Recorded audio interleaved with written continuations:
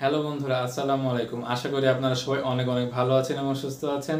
আজকে আমি আলোচনা করব এমন এমন একটি কাজ নিয়ে, যে কাজের জন্য আপনার কোনো ধরনের উচ্চতর কোনো ডিগ্রি লাগবে না, কোনো ভাষাগত দক্ষতার সার্টিফিকেট লাগবে না, কোনো ধরনের অভিজ্ঞতার সার্টিফিকেট লাগবে না। আপনি যদি কোনো কাজ নাও পারেন, তাও বন্ধুরা সমস্যা নেই। আর আপনার হচ্ছে এই জবটির নাম হচ্ছে ক্লিনার, অর্থাৎ ক্লিনার পদে কিন্তু কানাডাতে বেশ অনেক অনেক কিন্তু বন্ধুরা সার্কুলার বর্তমানে বিদ্যমান রয়েছে।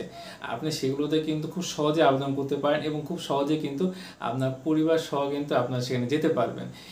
তারপরে আপনারা সেখানে পিআরও পেয়ে যেতে পারেন।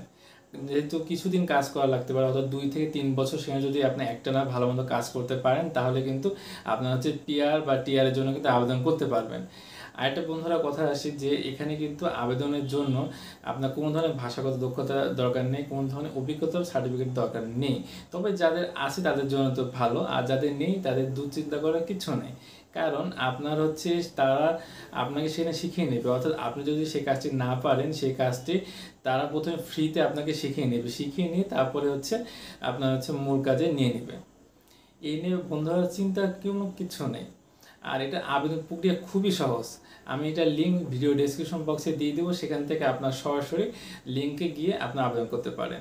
সেখানে একটি ইমেল আইডি থাকবে, ইমেল অ্যাড্রেসের মধ্যে আপনার এখানে একটা কভার লেটার লিখতে হবে এবং এটি সিভি এবং আপনার পাসপোর্ট সেটা স্ক্যান করে অ্যাটাচ করে তারপরে হচ্ছে তাদের এখানে পাঠিয়ে দেওয়া লাগবে। এইটা সামান্য একটা কাজ বন্ধুরা।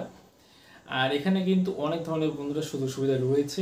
এখানে আপনার হচ্ছে মূলত প্রথমে 8 ঘন্টা প্রতিদিন আপনি কাজ করতে পারবেন। তারপরে আপনি যে কাজটা করবেন সেটা হচ্ছে ওভার টাইম। ঠিক আছে বন্ধুরা। আর মোটামুটি বাংলাদেশি টাকাতে প্রায় 1400 টাকা প্রতি ঘন্টাতে আপনি পেয়ে যাবেন। তাহলে বন্ধুরা 8 ঘন্টা কাজ করলে কিন্তু বুঝতে পারছেন কত টাকা পাবেন। আপনি যদি ওভার টাইম করে থাকেন, আর ওভার টাইম করলে তো বন্ধুরা কথাই নেই, ঠিক আছে। তাহলে কিন্তু অনেক টাকা কিন্তু প্রতিদিনই আপনি ইনকাম করতে পারছেন। এছাড়া আপনার হচ্ছে থাকাও কিন্তু মোটামুটিভাবে ফ্রি থাকে, আবার কোথাও আবার খাওয়া দাওয়াও কিন্তু ফ্রি থাকে। সেসব কিন্তু ওই যেখানে আবেদন করবেন সেখানে কিন্তু বিস্তারিতভাবে কিন্তু সব কিছু দেওয়া আছে। তারপরেও যদি আপনার কোনো জায়গায় ডাউট থাকে কিংবা সন্দেহ থাকে, তাহলে তাদের ইমেল অ্যাড্রেস আছে, ইমেলে গিয়ে আপনার মেল করলে তারা কিন্তু হয়তো 2 থেকে 3 দিনের মধ্যে আপনার সাথে তারা যোগাযোগ করে নেবে। আর আপনার যে ইনকোয়ারিগুলো থাকবে সেগুলো তারা উত্তর দিয়ে দিবে। তারা কিন্তু ইমেলে কিন্তু তারা খুবই অ্যাক্টিভিটি, যেমন আমাদের দেশে কি ফোনে আমরা অ্যাক্টিভিটি বেশি থাকি, ইমেলটা অতটা ইউজ করি না, কিন্তু তাদের দেশে কিন্তু এই ইমেলটা কিন্তু খুবই কিন্তু চলে, কারণ অফিসিয়ালভাবে কিন্তু তারা ইমেলটাকে বেশি গ্রহণ করে। আর এখানে একটা কথা বন্ধুরা বলে রাখি, যে এখানে কিন্তু প্রথমে আপনারা প্রায় 2 থেকে 3 বছর যখন আপনি একটানা কানাডায় থাকবেন, তখন কিন্তু আপনারা টিআরের জন্য আবেদন করতে পারেন। টিআর মানে হচ্ছে টেম্পোরারি রেসিডেন্সি।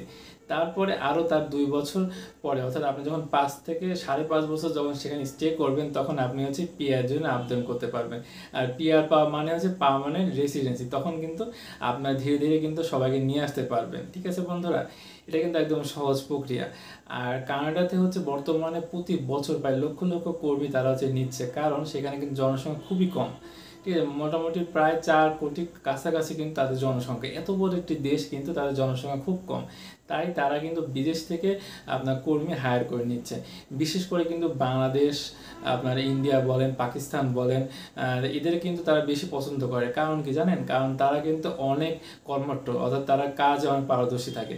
তাই এই সব দেশ থেকে কিন্তু তারা বেশি লোক নিয়ে থাকে। এছাড়াও কিন্তু সব দেশ থেকে নিয়ে থাকে, তবে এগুলো বেশি তারা হচ্ছে প্রাধান্য দিয়ে থাকে। তারপরে বন্ধুরা, যদি আপনার ফ্রিতে কোনো এক্সপিরিয়েন্স সার্টিফিকেট দরকার পড়ে, তাহলে আমার ভিডিও ডেসক্রিপশন বক্সে লিঙ্কটি দেওয়া থাকবে, সেখান থেকে গিয়ে একদম ফ্রিতে একটি এক্সপিরিয়েন্স সার্টিফিকেট নিতে পারবেন। আর সেখানে শুধুমাত্র আমার নাম, ঠিকানা এটা আপনি চেঞ্জ করে কিন্তু আপনি সেটাকে নিয়ে নিতে পারেন। ঠিক আছে বন্ধুরা।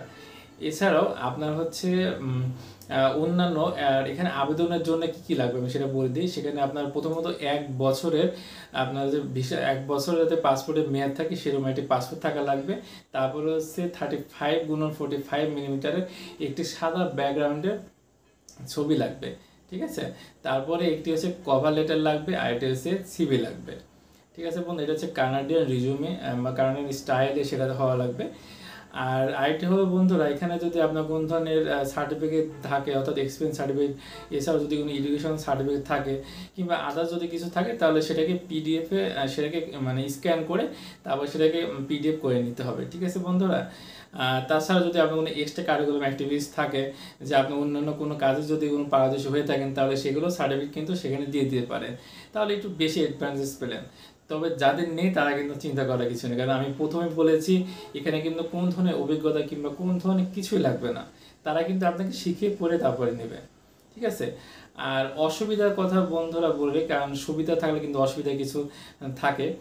অসুবিধাটি হলো বন্ধুরা, এখানে কিন্তু আপনার যেমন আমেরিকাতে কিন্তু একটা সিস্টেম থাকে যে তারা ইমিগ্রেন্ট হিসাবে কিন্তু তাদের ফ্যামিলি থেকে নিতে পারে, কিন্তু কানাডাতে কিন্তু এই সিস্টেমটা নেই। আর একটা সমস্যা হলো সেখানে কিন্তু আবহাওয়াটা মানে আমাদের দেশের মতো না, কিংবা আমাদের আশপাশের দেশের মতো না, কারণ সেখানে সবসময় কিন্তু ঠান্ডা থাকে। হ্যাঁ, সবসময় বেশিরভাগই কিন্তু আবার অঞ্চল হচ্ছে বরফে কিন্তু ঢাকা থাকে। এটা একটু সমস্যা হতে পারে। এই তো বন্ধুরা, আর তেমন কোনো কিন্তু সমস্যা নেই। তাহলে বন্ধুরা আজকে ভিডিওটি এ পর্যন্তই। আরও যদি গুরুত্বপূর্ণ ভিডিও পেতে চান, তাহলে অবশ্যই আমার চ্যানেলটিকে সাবস্ক্রাইব করে পাশে থাকবেন এবং পাশে থাকা bell icon button press all করে দিবেন। এতে করে আমার সকল ধরনের গুরুত্বপূর্ণ আপডেট সবার আগে সবার প্রথমে আপনাদের কাছে পৌঁছে যাবে। সবাইকে ঈদ মোবারক, সবাই ভালো থাকবেন, সুস্থ থাকবেন। আসসালামু আলাইকুম।